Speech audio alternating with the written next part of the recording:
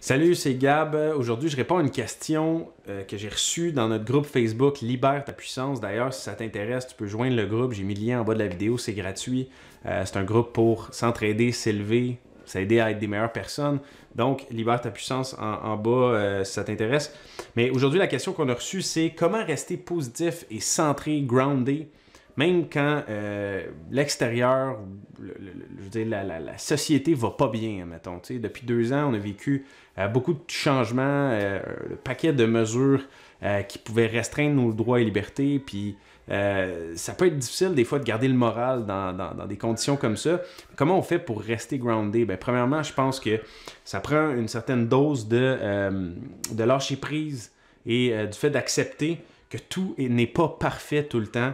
Et que ça sera probablement jamais parfait. Notre vie sera probablement jamais parfaite. Des fois, on se dit, ben, quand je vais avoir réalisé telle chose, quand je vais avoir tant d'argent ou quand je vais avoir réalisé mon objectif, quand je vais avoir une blonde ou un chum, peu importe, là, je vais être vraiment heureux à ce moment-là. Mais même quand tu vas arriver là, probablement qu'il va y avoir d'autres choses dans ta vie qui vont arriver, des surprises, des défis, des challenges. Justement des circonstances dans le monde extérieur qui vont changer et qui vont faire en sorte que tu n'es pas peut-être autant libre que tu voudrais, tu n'as pas la possibilité de profiter comme tu aurais imaginé de la vie. Donc, tu sais, la vie est imprévisible. La seule constante, c'est le changement. Hein. Il va toujours avoir du changement dans nos vies. Donc, d'accepter que c'est pas parfait, premièrement, c'est une bonne étape de lâcher prise, de se dire, OK, je suis peut-être pas toujours en contrôle autant que j'aimerais l'être. Donc, ça, c'est un des premiers aspects. Ensuite, c'est de se rappeler qu'on est 100% responsable de notre propre aptitude face aux circonstances de la vie. On ne contrôle pas toujours les circonstances, qu'est-ce qui est à l'extérieur, mais nous, on se contrôle nous-mêmes. Jim Rohn donnait l'exemple d'un voilier, par exemple. Si on peut comparer les humains à des voiliers, le vent va souffler pareil pour tout le monde. Donc, c'est-à-dire, tout le monde va avoir des épreuves dans sa vie, vont perdre un proche, vont avoir des hauts, des bas, des challenges. Tout le monde a le même vent qui souffle sur sa vie. Qu'est-ce qui va définir si tu es capable d'aller où est-ce que tu souhaites? C'est comment que ta voile est setée, c'est-à-dire comment peut-être ton attitude, comment tu es capable d'avoir du self-control, d'avoir de la discipline. Donc, la façon que tu ajustes ta voile va déterminer comment tu vas être capable de naviguer ta vie, mais en réalité, on a tous le même vent qui souffle sur nous. C'est juste une question de comment on set notre voile puis où est-ce qu'on se dirige. Donc, c'est un petit exemple, une petite métaphore pour donner un peu une image au fait qu'on peut juste contrôler soi-même, puis oui, on peut influencer le monde dans lequel on vit, mais il faut commencer par soi-même à l'intérieur. Le changement commence par soi.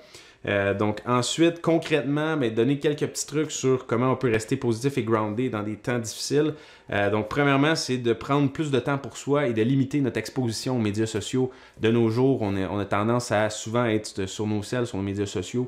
Pas pour tout le monde, mais il y en a pour certains, c'est le cas. Et surtout, en se réveillant le matin, c'est une des pires habitudes qu'on peut faire, prendre notre cellulaire le matin puis regarder nos notifications ou nos médias sociaux, quoi que ce soit, parce qu'automatiquement, on tombe en mode réactif, donc on n'est plus en contrôle nécessairement de notre vie, on réagit aux stimuli, donc aux événements, que ce soit tes messages email ou des distractions, si tu prends la télévision aussi, si tu allumes la télévision en te réveillant le matin, automatiquement, tu es en mode réactif et non en mode proactif, donc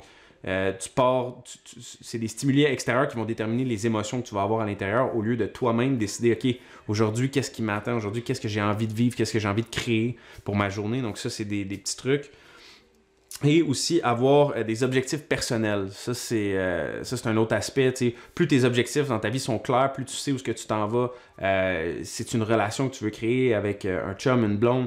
Est-ce que tu veux te lancer en affaires? Est-ce que tu veux augmenter tes revenus, diminuer tes dépenses? Est-ce que tu veux acheter un chalet? Est-ce que tu veux voyager? Peu importe c'est quoi tes objectifs, plus ils sont clairs, plus tu sais ce que tu veux, puis où est-ce que tu veux t'en aller, moins tu vas être facilement affecté par ton environnement extérieur et les choses qui se passent dans la société. Donc, c'est ce qui fait le tour pour cette petite vidéo sur comment rester positif malgré les circonstances extérieures. Donc, j'espère que tu as apprécié. Si tu as des commentaires, laisse-les en bas de la vidéo. Ça va me faire un grand plaisir. Puis sinon, on se voit à la prochaine. Salut tout le monde.